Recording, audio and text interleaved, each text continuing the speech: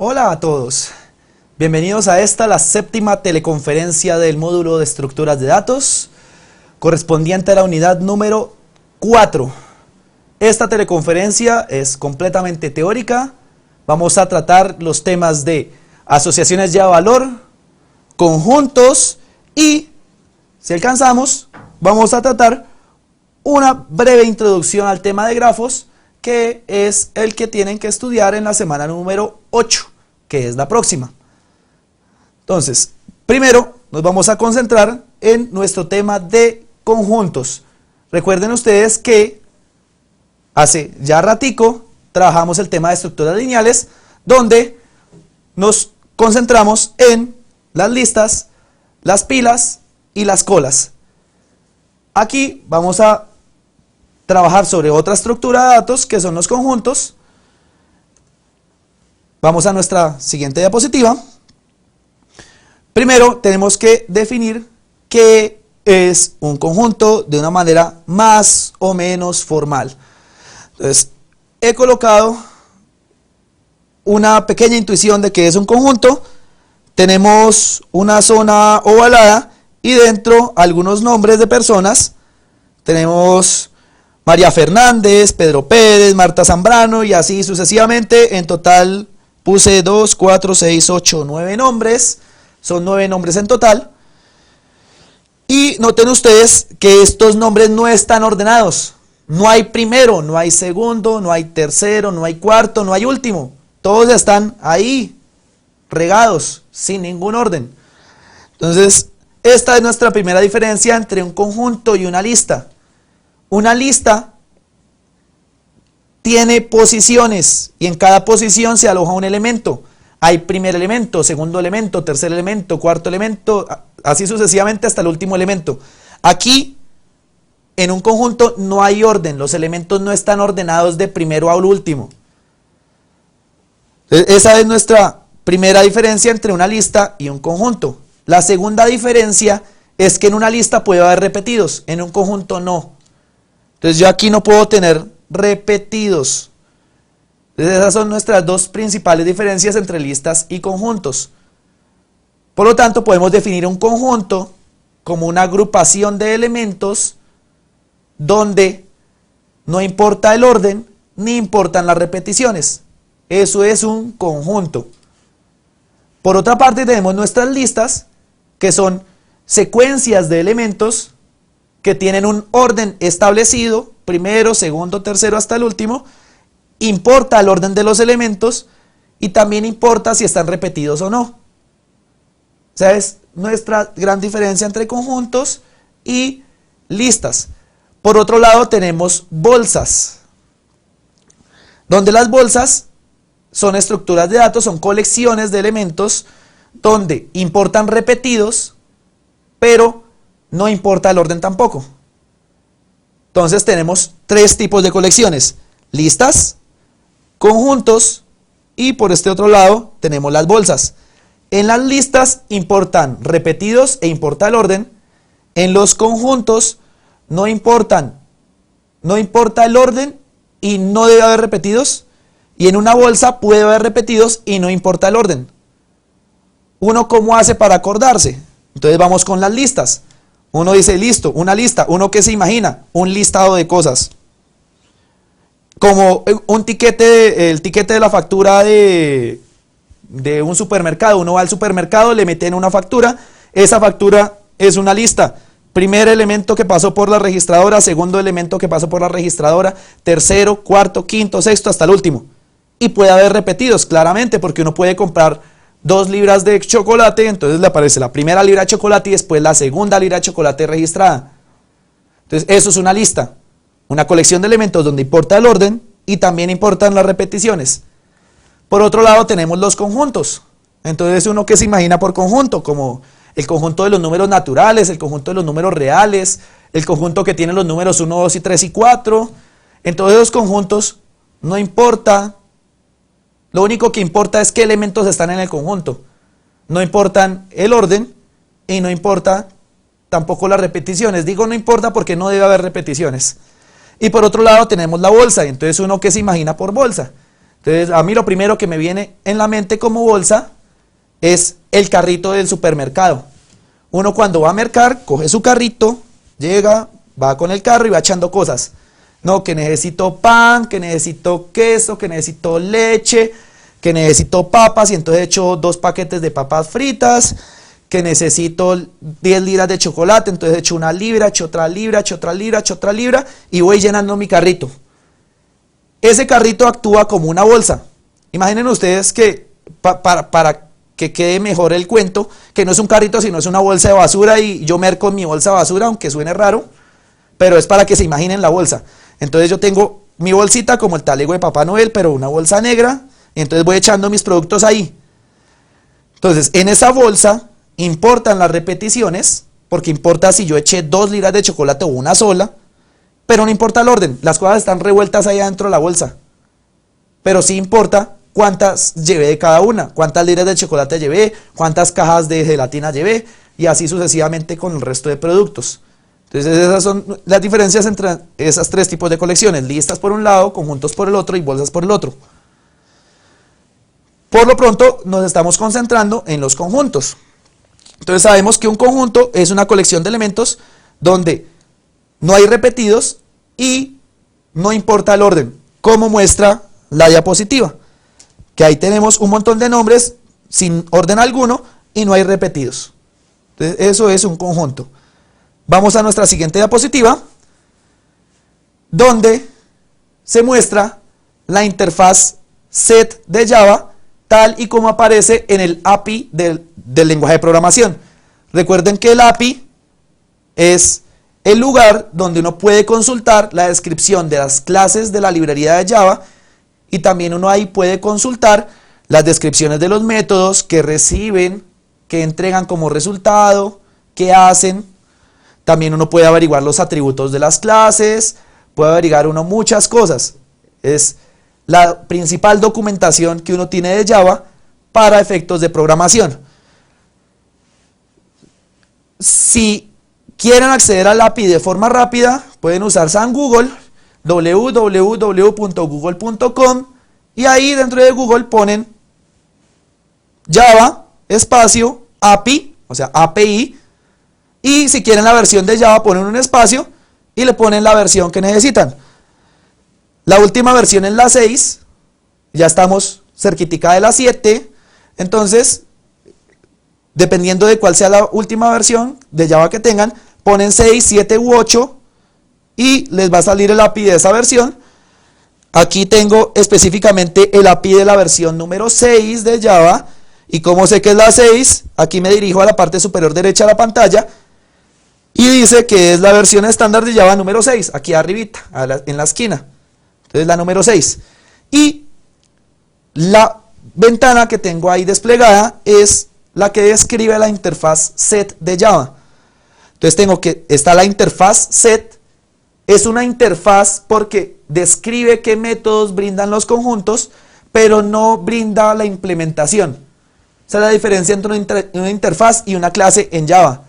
Una interfaz no tiene implementación, tiene únicamente descritos los métodos que forman parte de la interfaz, que luego tienen que ser implementados por las clases que implementan esa interfaz.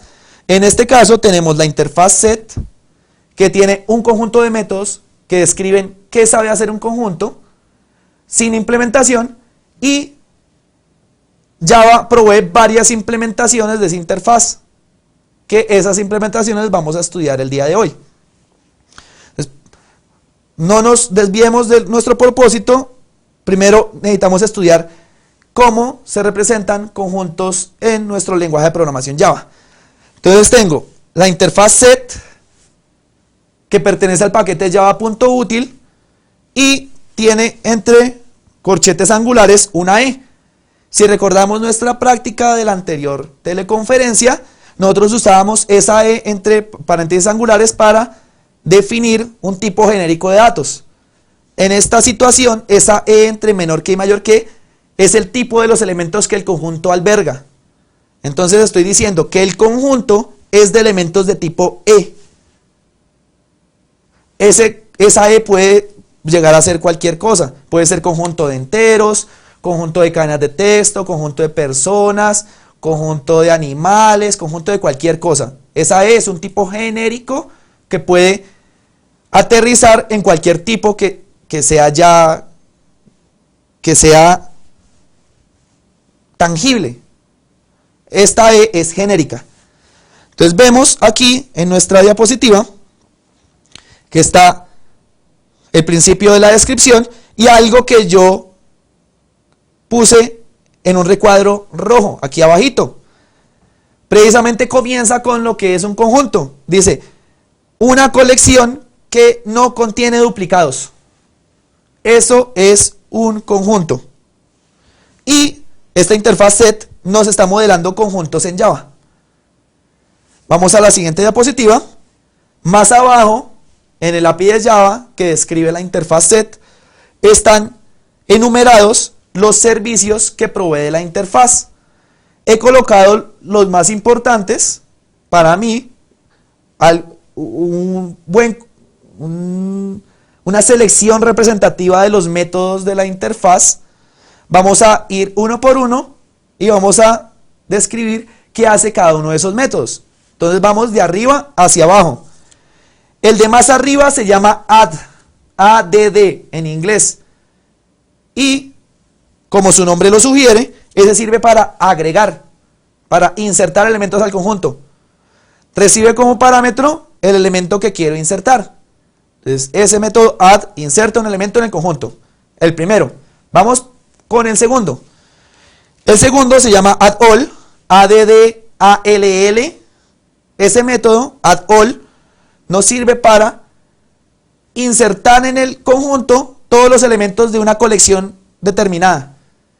Entonces, yo digo, listo, meta en el conjunto todos estos elementos. Y esos elementos se los paso en una colección dada en el parámetro. El tercer método se llama clear, sirve para eliminar todos los elementos de la lista, o sea, para eso, perdón, de la lista no, del conjunto. Recuerden que estamos en conjuntos. Ese método clear sirve para eliminar todos los elementos del conjunto. Entonces llegamos, tenemos nuestro conjunto lleno de cositas, llamamos al método clear y ¡pum! Todo se borró y quedó el conjunto vacío. Entonces borre todo lo que esté allá adentro. El cuarto método se llama contains. Ese método recibe como parámetro un elemento, un valor, y da como resultado verdadero o falso dependiendo de si el elemento está o no está dentro del conjunto. O sea, contains me dice si el conjunto contiene cierto elemento que yo le paso como parámetro. Es como pertenencia, revisar pertenencia en el conjunto. Entonces yo digo, listo, tengo mi conjuntico con el 1, el 2 y el 3. Le digo al conjunto, ¿será que usted tiene un 4? Entonces contains 4. Me dice, no, no tengo un 4. O sea, el 4 no pertenece al conjunto. Dice, bueno, entonces ahora voy a probar con el 3. Recuerden que el conjunto tiene, de ejemplo, tiene el 1, el 2 y el 3. Entonces le digo al conjunto, oiga, contains 3. O sea, ¿será que usted tiene el 3? Me dice, sí, el 3 pertenece al conjunto. Entonces el contains me sirve para determinar si un elemento está o no está dentro del conjunto. Por otro lado, el quinto, 1, 2, 3, 4, 5, si voy en el quinto método que está listado en la diapositiva, se llama contains_all y me dice si el conjunto contiene todos los elementos de una cierta colección que yo le esté pasando. Por eso se llama contains_all. Me dice si el conjunto contiene todos los elementos de cierta cosa que yo le pase. Entonces volvamos a nuestro ejemplo. El 1, el 2 y el 3. Entonces yo le digo al conjunto, oiga, ¿será que usted tiene todos los elementos de este otro paquetico? Supongamos que este otro paquetico tiene un 3 y un 2. Entonces le digo, listo, dice el conjunto, listo. Yo tengo el 1 y el 2 y el 3. Voy a ver si dentro de mi conjunto está todo lo que usted me pidió. Entonces yo tengo aquí un 2 y un 3. Dice, ¿el 2 está? Sí. ¿El 3 está? Sí. Entonces yo contengo todos los elementos de acá. Sí. Entonces devuelve verdadero. Me revisa si el conjunto tiene todos los elementos que yo le estoy dando como parámetro. Ahora supongamos que este otro paquete tiene un 1 y un 4. Entonces mi conjunto tiene el 1, el 2 y el 3. Entonces yo digo, listo. Voy a ver si el conjunto tiene todos los elementos de acá. Acá tengo el 1 y el 4. Entonces dice, listo, ¿tiene el 1? Sí. ¿Tiene el 4? No. ¿Qué embarrada? No los tiene todos. Entonces dice, ¿contengo todos los de acá? No. Entonces es el contains all. Luego el sexto se llama isEmpty. Ese método nos informa si el conjunto es vacío o no. Si el conjunto es vacío, entonces devuelve verdadero, y si no es vacío, devuelve falso. El séptimo se llama iterator. Aquí en la diapositiva, no se preocupen si no alcanzan a captar todo lo que está en la diapositiva. Ustedes pueden ir a Google, abrir el API de Java y tener esto mismo en sus pantallas, y hasta lo pueden imprimir si desean. Entonces tenemos nuestro séptimo método. A ver, 1, 2, 3, 4, 5, 6, 7. Si es el séptimo de la lista, se llama iterator.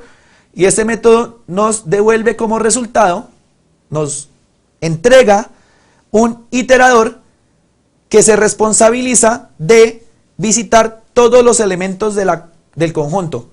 Recuerden ustedes que los iteradores nos sirven para pasar por todos los elementos de cualquier colección. En este caso la colección es un conjunto. Entonces el método iterator nos da una forma de pasar por todos los elementos del conjunto. ¿En qué orden? Ni idea. Recuerden que los elementos en un conjunto no tienen orden. Entonces el iterator, cuando se lo pedimos al conjunto, ese método nos da los elementos en cualquier orden, como le venga en gana, como dicen por ahí. Depende de la implementación.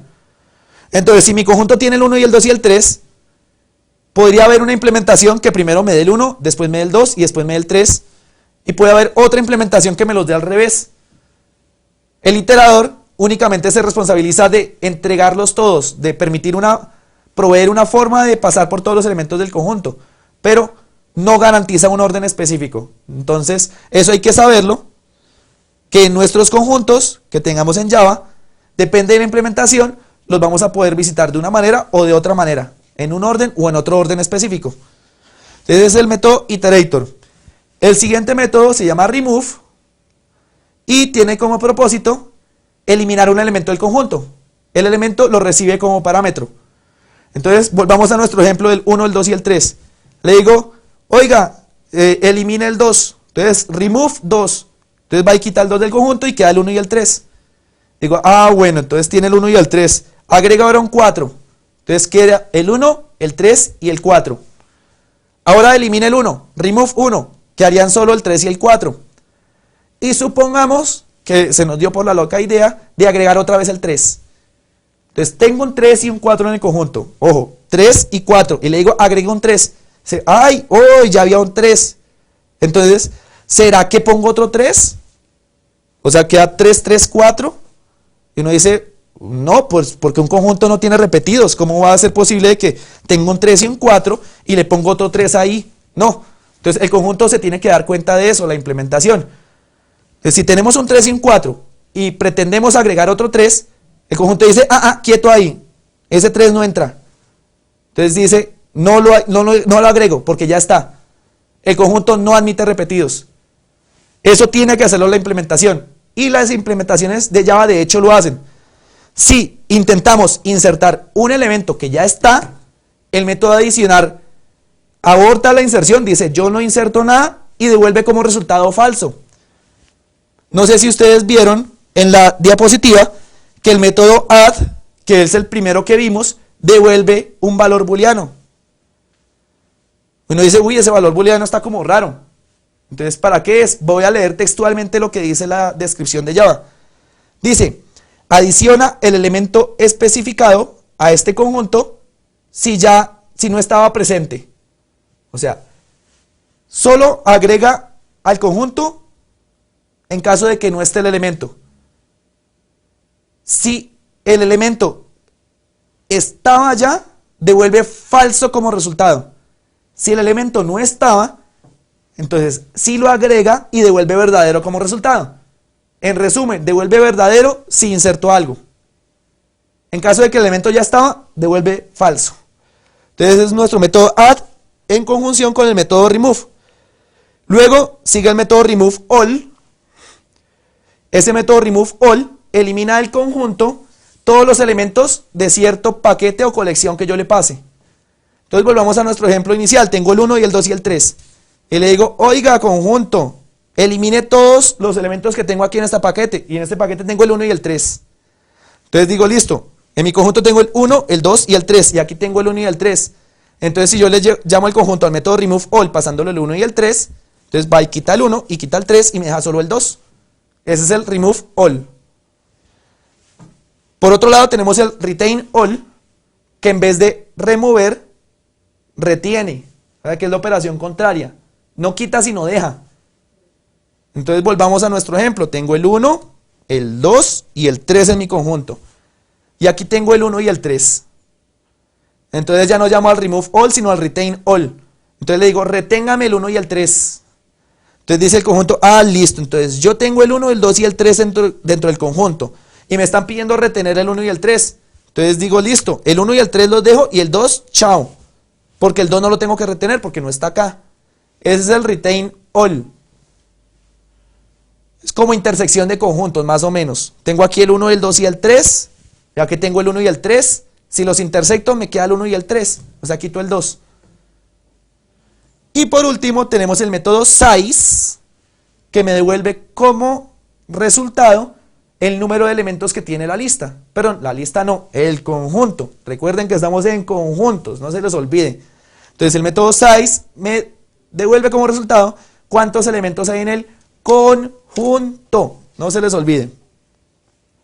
Y a grandes rasgos estos son los principales métodos que provee la interfaz set. Asimismo hay otros métodos que provee la interfaz.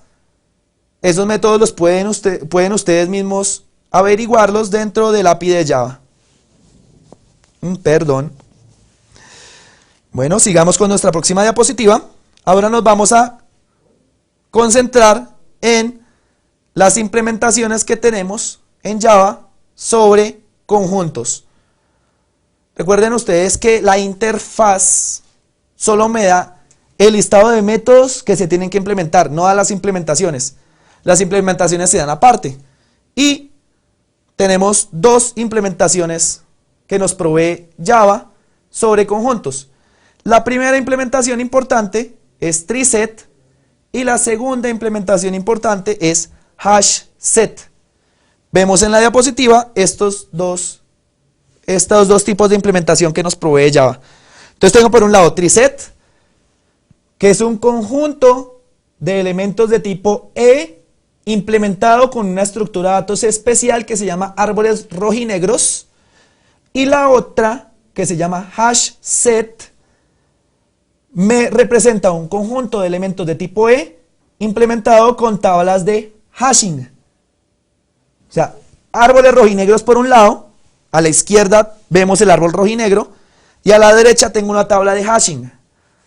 En el tablero voy a mostrarles a grandes rasgos cómo operan estas dos diferentes implementaciones y que nos imaginemos, abstraigamos qué es lo que está pasando por dentro para que podamos estudiar cuál es mejor que cuál o en qué escenario una es mejor que la otra. Entonces vamos a nuestro tablero. Entonces voy a mi tablero y primero voy a contarles rápidamente en qué consiste la implementación treeset. Entonces tengo por aquí set.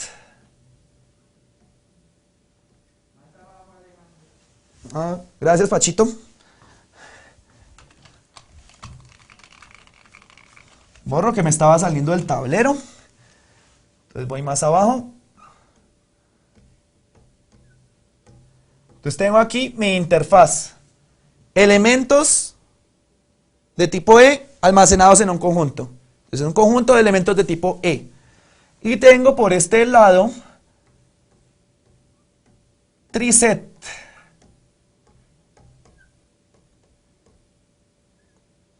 Aquí no es una T sino una E. Entonces es un conjunto de elementos de tipo E implementado con árboles rojinegros. Y esta clase de acá implementa la interfaz. Implementa la interfaz set con árboles rojinegros.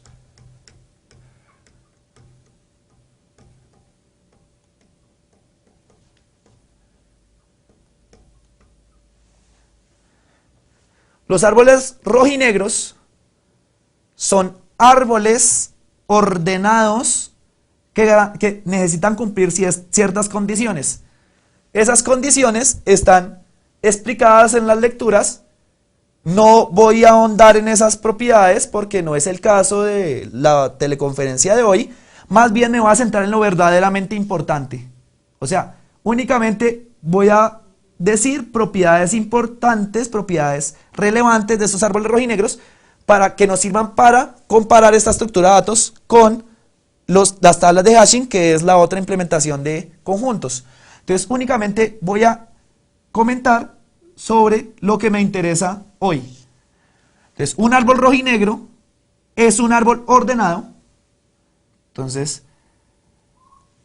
que no se nos olvide que es un árbol ordenado. Entonces, tenemos que un árbol ordenado es un árbol donde cada nodo tiene valores menores a la izquierda y valores mayores a la derecha. O, equivalentemente, un árbol ordenado es un árbol cuyo inorden está ordenado de menor a mayor. Entonces voy a poner aquí un ejemplo de un árbol de esos, un árbol ordenado. Entonces pongo aquí un 50 como raíz.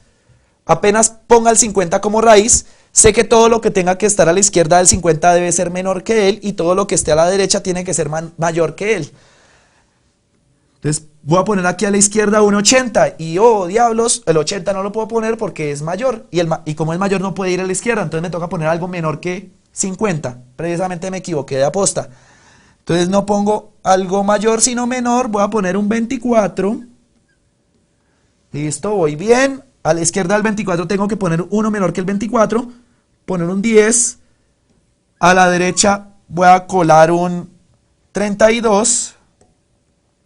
Aquí a la izquierda del 10 pongo un 8. A la derecha del 10 pongo un 11.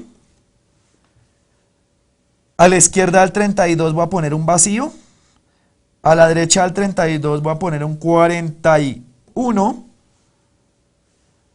Aquí pongo vacío, vacío, vacío, vacío, vacío, vacío. A la derecha del 50 ubico, por decir algo, un 70. Luego a la izquierda del 70 ubico un 62. A la derecha del 70 un 81.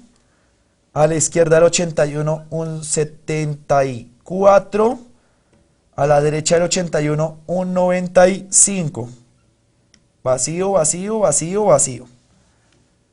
Entonces ahí tengo mi arbolito. Este arbolito cumple que está ordenado. Todo nodo tiene a la izquierda menores y a la derecha mayores que él. O como les estaba contando también, una afirmación equivalente es que su inorden está ordenado. Voy a, solo por efecto de recordar el inorden, voy a hallar el inorden de este árbol con el algoritmo de la silueta. Entonces me voy por aquí por la silueta y empiezo a listar los valores. A ver, entonces va 8, 10, 11, 24, 32, 41, 50, 62, 70, 74, 81, 95. Precisamente esos elementos que acabé de enumerar están ordenados de menor a mayor. Entonces, como el inorden está ordenado, se dice que el árbol está ordenado. Entonces, esa es una de las características de los árboles rojinegros, que están ordenados. Luego cumplen otra serie de características, y es que los nodos están pintados de negro o de rojo, y además de eso, tienen que cumplir un montón de cosas que ustedes pueden leer en las lecturas. Ese montón de cosas no me importan. Lo que más me importa es una propiedad de los árboles rojinegros, importante, es que la altura de todo árbol rojinegro es menor o igual que 2 veces el logaritmo en base 2 del peso del árbol. Y esa es una propiedad muy importante de los árboles rojinegros. La altura siempre va a ser menor o igual que 2 veces el logaritmo en base 2 del peso. Voy a chequear esa propiedad con el árbol que acabé de pintar. Entonces uno tiene que enumerar primero el peso, saber cuántos elementos hay. Entonces cuento a ver cuántos hay. Son 2, 4, 6, 8, 10, 12.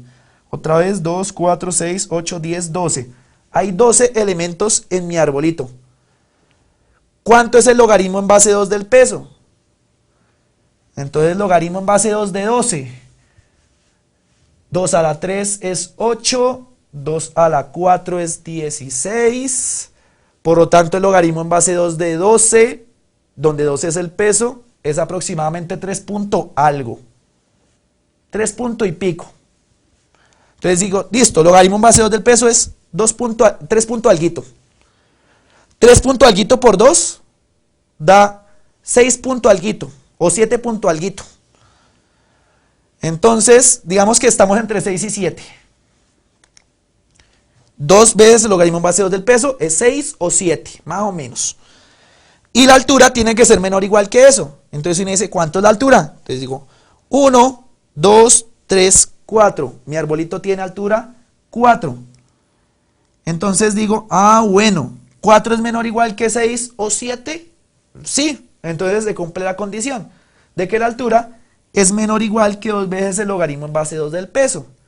Entonces esa condición se cumple y todos los árboles rojinegros la cumplen. Además de esto cumplen un montón de cosas más que no me importan en el momento. Solo me interesa esta propiedad que acabé de poner. ¿Y por qué es importante? Vamos a mirar por qué es importante entonces. Pensemos en las operaciones básicas sobre este árbol. Solo voy a mirar la consulta de elementos en mi árbol rojinegro. Entonces vamos a refrescar el algoritmo de consulta en árboles ordenados cualesquiera. Entonces a punta de ejemplos lo voy a recordar. Supongamos que estoy buscando si en mi árbol hay un 74 o no. Voy a determinar si el 74 está o no en mi árbol. Entonces digo, listo, parto de mi raíz, parto del 50 y estoy buscando el 74. Entonces el 74 no está en la raíz porque en la raíz está el 50. Entonces tengo que buscar mi 74. ¿Dónde? Pues tengo dos opciones, me voy para la izquierda o me voy para la derecha. El 74 es mayor. Como es mayor, no hay de otra sino irme para la derecha porque el árbol está ordenado. No hay manera de que esté a la izquierda el 74. Porque si bien recordábamos, el concepto de árbol ordenado es que cada nodo tiene a la izquierda menores y a la derecha mayores. Entonces el 74 tiene que estar a la derecha, inevitablemente. Entonces me voy para la derecha, por acá, para buscar el 74. Entonces me voy a la derecha del 50 y caigo en el 70. Digo, listo, 74 es mayor o menor que 70. Entonces digo, pues es mayor, entonces me voy para la derecha, por acá. Y ahora lo comparo con el 81. Entonces, ¿el 74 es mayor o es menor que el 81? Entonces uno dice 74 es menor. Entonces ahora me voy para el otro lado, para la izquierda, porque es menor. Si hubiera sido mayor, me voy para la derecha. Pero como es menor, me voy para la izquierda. Entonces me fui para la izquierda y ¡pum! Lo encontré acá. Entonces el 74 sí está en mi árbol. Lo encontré. Ahora voy a buscar otro elemento, uno que no está, para variar. Entonces voy a buscar si hay un 30. Entonces parto de nuevo desde mi raíz. En mi raíz hay un 50. El 30 es menor que el 50, entonces me voy para la izquierda, por acá. Caigo en el 24. El 34 es, perdón, estoy buscando un 30, no un 34. El 30 es mayor que el 24. Como el 30 es mayor que el 24, me voy para la derecha. Caigo en el 32. Ahora el 30 es menor que el 32. Me voy para la izquierda. Y ¡pum! Caí en un vacío. Entonces, no está el 30 en este árbol. ¿Cuántas veces tuve que consultar? Voy a pensar en el primer ejemplo. Cuando busqué el 74, pasé por 1, 2, 3, 4 nodos. 1, 2, 3 y 4 nodos. Cuando busqué el 30, pasé por 3 nodos. 1, 2, 3 nodos y el vacío que toqué acá. En cualquier situación, no paso por más de 4 nodos, porque este árbol tiene altura 4. Siempre que yo busque algo, no paso por más de 4 nodos, independientemente que esté buscando. Y ese 4 precisamente es la altura del árbol. O sea que el algoritmo de consulta es O de la altura. Pero como la altura está acotada por 2 veces el logaritmo base 2 del peso, tengo que el método de consulta tiene complejidad O de logaritmo base 2 del peso. Si declaro el peso como n, entonces he concluido que el algoritmo de consulta en un árbol rojinegro es O de log de n en cualquier situación. O de logaritmo en base 2 de n. Y eso es bastante bueno, porque el logaritmo en base 2 de n no crece mucho. Pensemos en un n grandísimo. Supongamos que n es igual a 2 a la 20. 2 a la 20 es aproximadamente 1.000.000. 1.000.000 de elementos en mi árbol. Eso yo ya no lo puedo pintar. Aquí escasamente ¿cuántos tengo? 2, 4, 6, 8, 10, 12. Tengo 12 nodos y 1.000.000 es muchísimo más. 1.000.000 de nodos no los puedo pintar aquí en mi arbolito. Me cansaría. Si n es 2 a la 20 con 1.000.000 de nodos, el logaritmo en base 2 de 2 a la 20, ¿cuánto es? Entonces vamos a consultar. Logaritmo en base 2 de 2 a la 20 es igual a 20. Y eso es poquito. 20 nodos por mucho. Entonces sabemos que como la altura está acotada por 2 veces el logaritmo en base 2 del peso, y el logaritmo en base 2 del peso aquí es 20, porque el peso es 2 a la 20,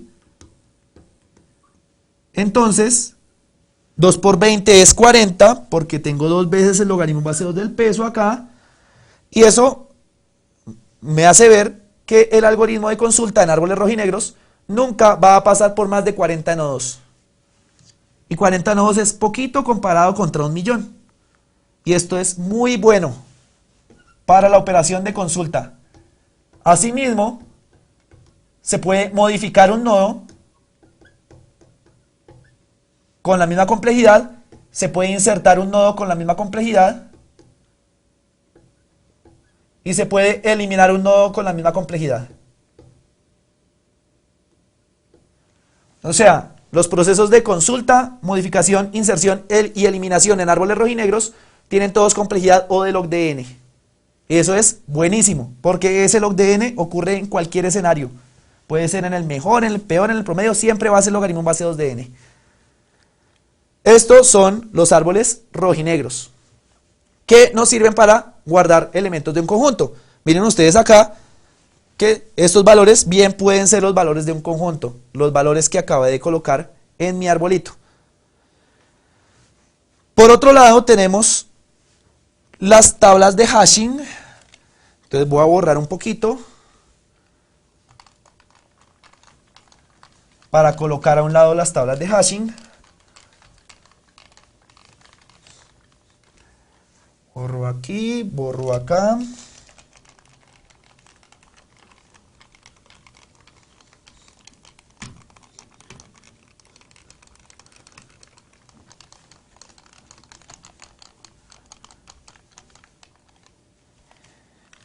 Y entonces me concentro en mi otra implementación de conjuntos que provee Java, que es con tablas de hashing y se llama HashSet.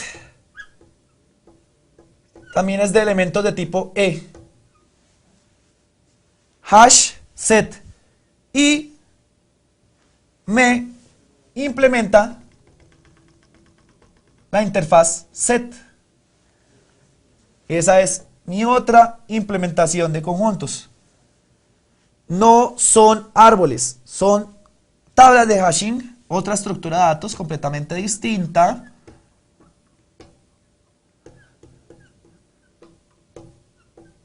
Que voy a introducir con cuidado. Entonces no es un árbol. Entonces vamos a tratar qué diablos es esto de tablas de hashing. Está descrito en las lecturas. Voy a hacer aquí un ejemplo introductorio apropiado. Y voy a insertar los mismos elementos que puse en mi árbol rojinegro. Entonces primero tengo que centrarme aquí en qué es una tabla. Es una tabla de hashing. Entonces es una tabla. Voy a suponer que mi tabla tiene 10 filas. La fila 0, la fila 1, la fila 2, la fila 3, la fila 4, la fila 5. La voy a poner más para la izquierda porque si no entonces no me queda tablero. Borro mi 5, pongo mi 5 más para la izquierda. Fila 6, fila 7, fila 8 y fila 9. En total tengo 10 filas en mis tablas de hashing. Ese 10 lo escogí arbitrariamente. Pude haber escogido 100, 1000, 15 filas, 12 filas, 18 filas, cualquier cosa. Ese número de filas se llama la capacidad de la tabla. Les digo que la capacidad de mi tabla es, en este caso, igual a 10. Ese 10 lo configuré. Hay que configurarlo adecuadamente. Ya vamos a ver qué pasa si no está bien configurado. A cada uno de los elementos que quiero insertar en la tabla de hashing, me toca evaluarles un código a través de una función que se llama función de hashing. Precisamente, aquí en mi ejemplo voy a aprovechar que son números y voy a escoger como código el mismo número. O sea, el código correspondiente al 50 va a ser el 50, el código correspondiente al 24 va a ser el 24 y así sucesivamente. El código me va a aprovechar de que son números para ponerlo como igual al número. Pero esto no siempre ocurre, que sean números lo que quiero insertar en el conjunto. Pueden ser cadenas de texto, o pueden ser personas, pueden ser animales, puede ser cualquier cosa. Si fueran personas, lo que quiero insertar en mi tabla de hashing, tengo que escoger una función de hashing tal que a cada persona le asigne un número que no cambie a lo largo del tiempo. El número se puede repetir con las personas. Entonces, yo podría decir, listo, coja la cédula de la persona. Entonces, si quiero insertar a Juanita, entonces Juanita, ¿cuál es su cédula? Tal número. Ese va a ser la función de hashing evaluada en la persona. Si llega otra persona, le pregunto su cédula y esa cédula va a ser lo que me da la función de hashing para la persona. Y eso es un buen ejemplo. ¿Por qué es un buen ejemplo? Porque resulta que las cédulas no cambian a lo largo del tiempo. O sea, no es posible, a menos que pase algún error, que una persona que una persona a los 30 años tenga un número de cédula y a los 50 años tenga otro número de cédula. Eso no pasa. Entonces es una buena función. Una mala función sería la edad. ¿Por qué? Porque, digamos que yo le pregunto hoy la edad a alguien, me dice, listo, yo tengo 52 años. Y le pregunto al año entrante lo mismo, entonces ya no me va a decir 52, sino 53. Eso es una mala función de hashing, porque si el número cambia, ya no vamos a poder encontrar el valor dentro de la tabla de hashing. Vamos a ver por qué. Entonces, estábamos en nuestro ejemplo de los números y vamos a suponer que el código asociado a cada número es el mismo número. Y para agregarlos en mi tablita, voy a sacar módulo 10. Precisamente módulo la capacidad. El módulo es el residuo que me da la división. Entonces primero voy con el 50. Entonces 50 módulo 10 da 0, entonces el 50 va acá. Luego el 24, 24 módulo 10, o sea, si divido 24 entre 10 me da 2 y sobran 4. Recuerden que el módulo es el residuo. Entonces 24 módulo 10 es 4 porque sobran 4, entonces el 24 lo pongo acá. Luego voy al 10, 10 módulo 10 es 0 porque 10 dividido en 10 da 1 y no sobra nada. Entonces el 10 lo pongo aquí en la fila número 0. Luego voy el 8, 8 dividido en 10 da 0 y sobran 8. Entonces el 8 lo pongo acá. Luego el 11, 11 módulo 10 da 1. 32 módulo 10 da 2.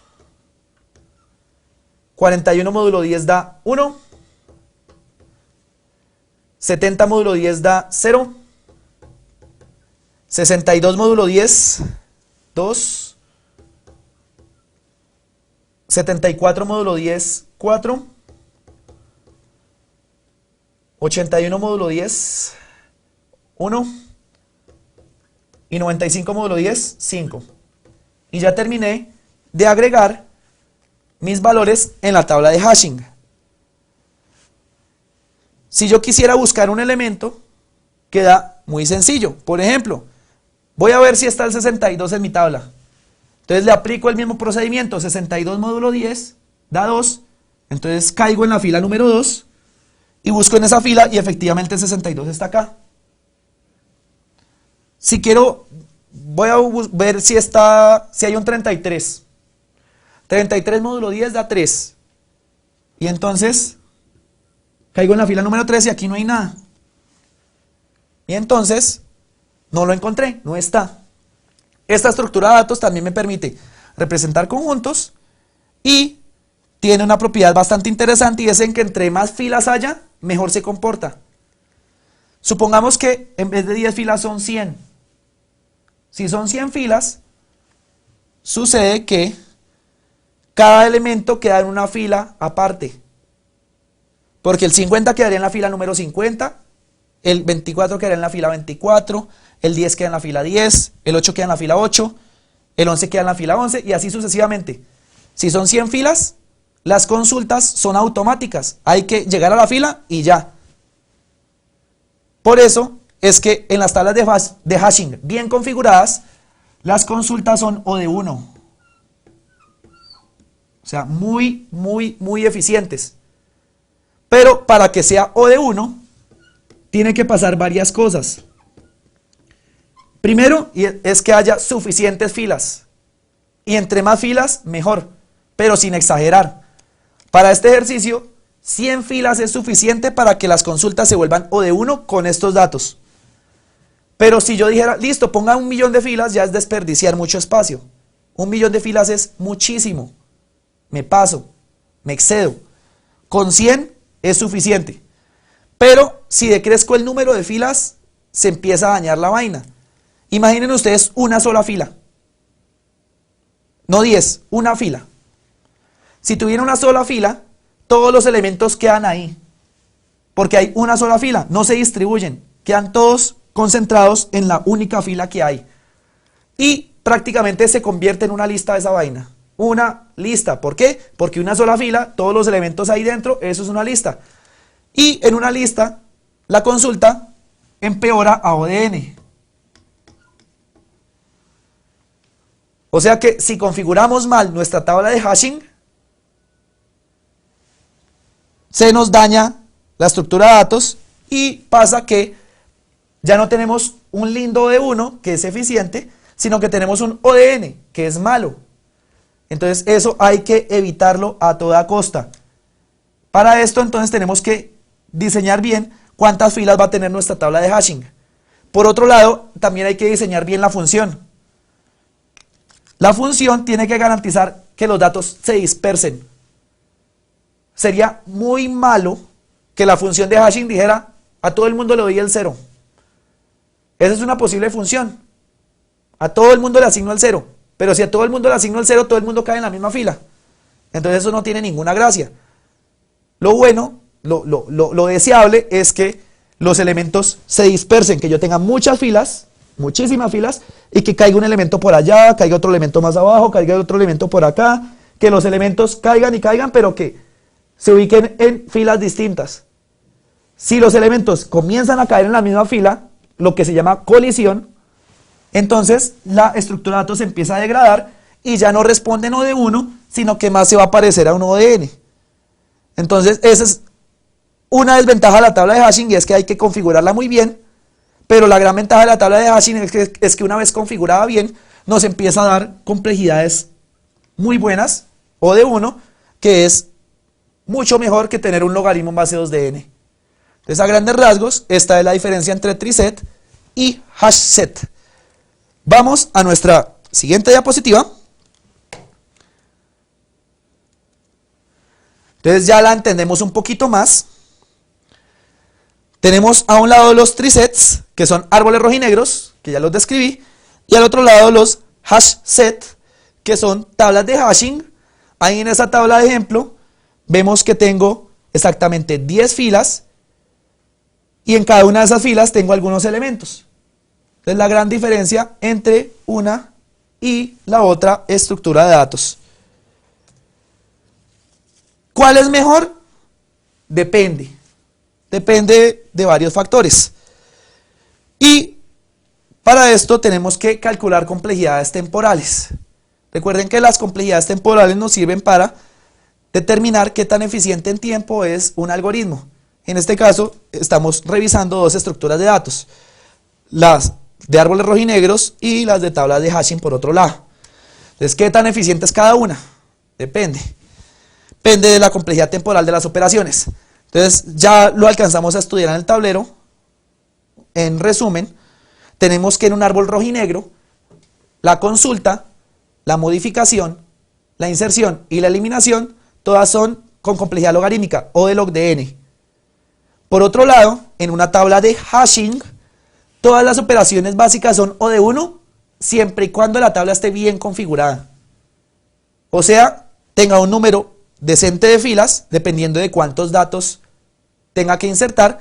Esos criterios están definidos en las lecturas, están sugeridos. Y el otro gran problema es la función de hashing, que toca configurarla bien también. Si esas dos cosas están bien configuradas, tanto la función de hashing como el número de filas, en una tabla de hashing tenemos complejidades O de 1 en las 4 operaciones básicas: inserción, modificación, eliminación y consulta. Pero si está mal configurada, se vuelven O de n y queda un fiasco esa estructura de datos. Entonces tenemos en nuestra siguiente diapositiva las 4 operaciones básicas: inserción, eliminación, consulta y modificación. Y tenemos que normalmente, si está bien configurada la tabla de hashing, las 4 operaciones básicas tienen complejidad O de 1, mientras que en un árbol rojinegro las 4 operaciones básicas tienen complejidad log de n. Entonces, si está bien configurada la tabla de hashing, es mejor. Pero, si no tenemos el debido cuidado de escoger una muy buena función de hashing y una muy buena cantidad de filas, entonces nos da un peor caso de O de n en el hashset, mientras que en el triset el peor caso permanece igual. Siempre es logaritmo en base 2 de n.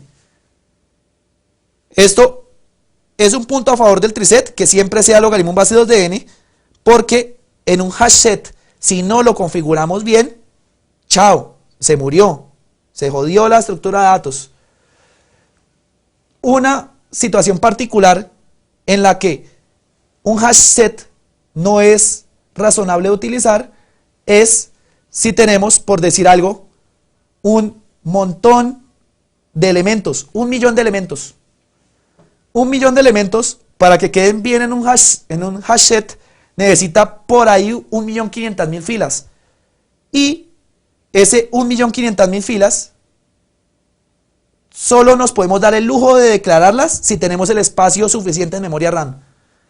Si no tenemos el espacio suficiente en memoria RAM, no podemos declarar 1.500.000 filas. Pero si la memoria RAM es un lujo para nosotros y podemos usar cuanta queramos, entonces declaramos 1.500.000 filas y perfectamente 1.000.000 de elementos viven ahí y la tabla de hashing no se degrada. Entonces hay que tener mucho cuidado con esa estructura de datos. Vamos con nuestro ejemplito estrella en la diapositiva siguiente, que es cómo crear en Java un conjunto usando, por decir algo, triset, y cómo insertar elementos en ese conjunto usando la operación de inserción add. Entonces vemos en nuestra diapositiva que la primera línea dentro del método main declara un conjunto de cadenas de texto inicializado como un nuevo árbol rojinegro de cadenas de texto.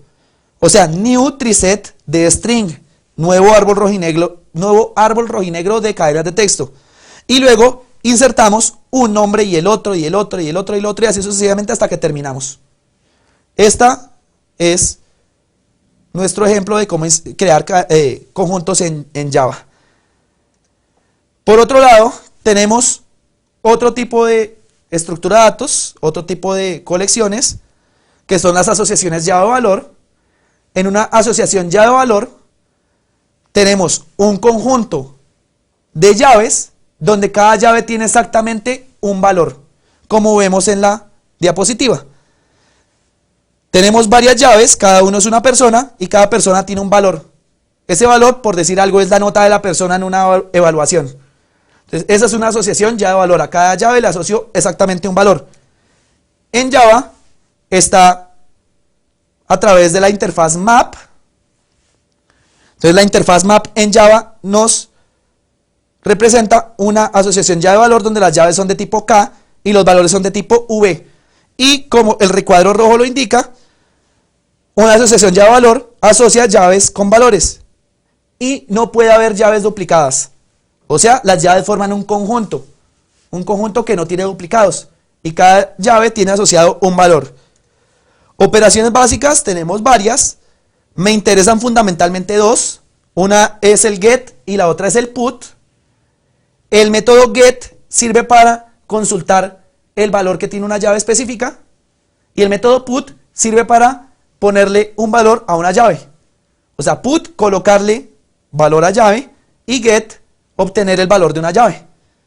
Con esas dos operaciones uno se defiende y así como en conjuntos tenemos implementaciones con árboles rojinegros e implementaciones con tablas de hashing.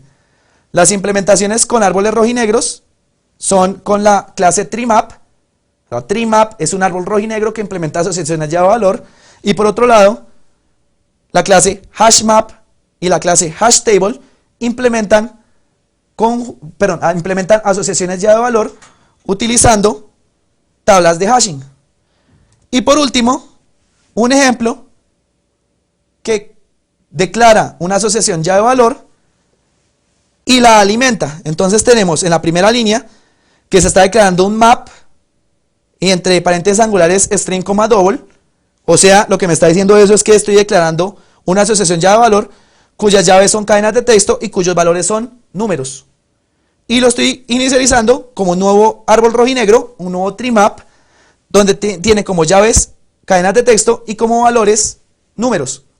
Y luego, línea tras línea, usando el método put, voy colocándole valores a mis llaves. Entonces, por ejemplo, la primera, a Pedro Pérez le estoy asignando como valor 4.5, la nota. Luego a Darío Bernal le estoy asignando 1.0, la nota. Y así sucesivamente a cada persona le estoy asignando una nota con el método put. Es así pues como con distintas estructuras de datos podemos implementar conjuntos y también podemos implementar colecciones llave-valor. Esto fue todo por la teleconferencia del día de hoy.